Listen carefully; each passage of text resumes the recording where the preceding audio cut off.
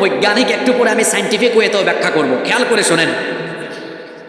এই প্রাচীরটা নির্মাণ করে তিনি বললেন, فَمَسْطَاعُوا أَنْ يَظْهَرُوهُ وَمَا اسْتَطَاعُوا لَهُ نَقَبًا। এটা ভেদ করে উপরে বা নিচের দিক দিয়ে ইয়াজুজ মাজুজ গোষ্ঠী আসা অসম্ভব। আল্লাহ যতদিন না চাইবেন ততদিন পর্যন্ত এই প্রাচীর ভেদ করে এরা আসতে পারবে না। তিনি একটা লোহার প্রাচীর দিয়ে ইয়াজুজ মাজুজকে বন্দি করে দিলেন।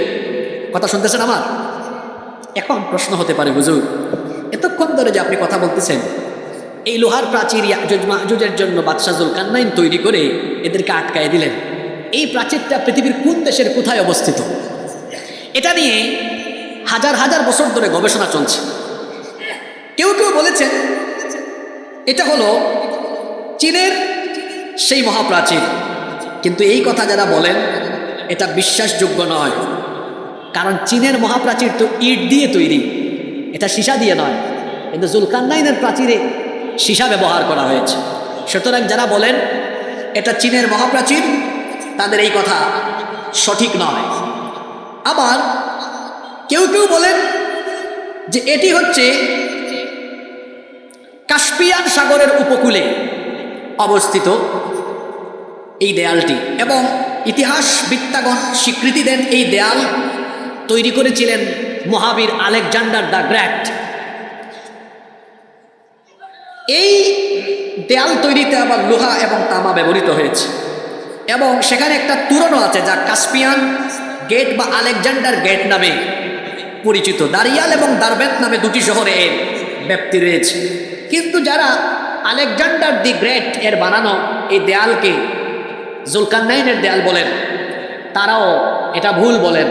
আমি মনে করি এই দেয়াল উদ্ভাবন করা এটা পৃথিবীর কারোর জন্য সম্ভব নয়। যদিও রাশিয়ান একদল মুসলিম গবেষক তারা দাবি করেছে তারা এই জায়গাটা পেয়েছে যেটা বরফে আচ্ছাদিত, সেখানে তারা এর সন্ধান পেয়েছে বলে দাবি করে। কিন্তু আমি এটা বিশ্বাস করি না। কেন বিশ্বাস করি না?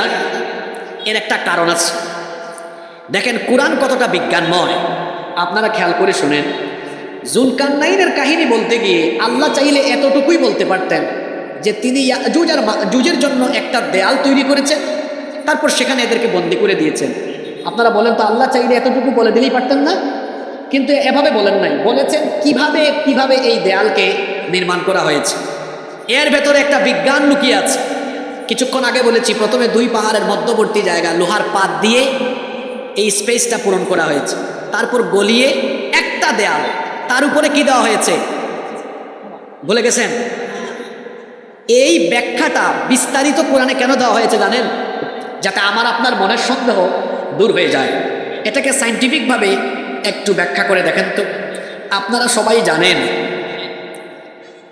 তামা হলো লোহার চাইতে কম শক্তিশালী। লোহা বেশি শক্তিশালী, তামা কম শক্তিশালী। আপনারা আমাকে একটা কথা বলেন তো, লোহা যতই শক্তিশালী হোক, পানির সংস্পর্শে আসলে লোহার মধ্যে কি ধরে? হ্যাঁ, জং ধরে, মরিচা ধরে। কিন্তু লোহার শক্তি তামার থেকে বেশি। আপনারা এটাও জানেন তামা লোহার চেয়ে কম শক্তিশালী হলেও তামারও একটা ধর্ম আছে। ধর্মটা কি? তামায় কখনো জং ধরে না। জুলকারনাইন লোহার উপর তামা ঢেলে দিয়েছেন। কি চমৎকার! হাজার হাজার বছর আগে তার মাথায় এই সায়েন্টিফিক এই থিওরিটা কিভাবে ঢুকলো আমি জানি না।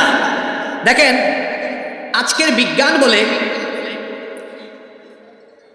যখন তামা কোনো পরিবেশের মধ্যে থাকে তখন বাতাসের অক্সিজেনের সাথে কানেক্টেড হয়ে অক্সিডেশন পদ্ধতিতে তামার উপরে একটা গ্রিন প্রোটেক্টিভ লেয়ার তৈরি হয়, সবুজ একটা আবরণ বাংলায় বলি।